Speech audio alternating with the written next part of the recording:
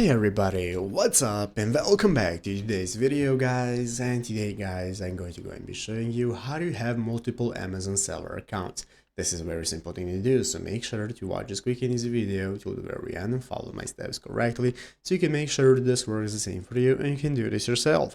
But yeah guys, let's get straight into it.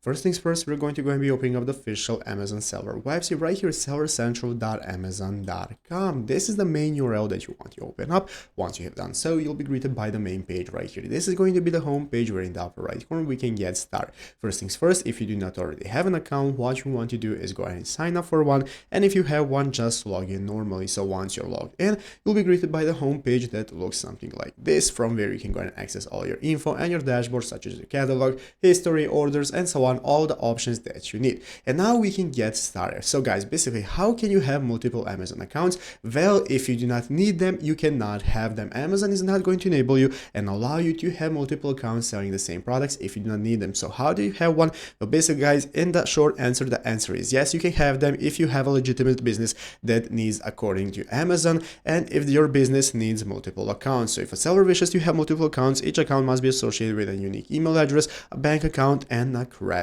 card. Then you can provide detailed information such as that tax identification numbers, addresses, contact information, and so on, so that you can then go and create your account. So you'll need to contact their Amazon support directly to go ahead and be allowed to create your accounts, because if you create them without their allowance, then they're probably going to be banned, deleted, and so on. So you need to have a legitimate need to have those accounts. So I hope this video was helpful. If it was, make sure to leave a like, subscribe to the channel. So thanks for watching, take care, and bye.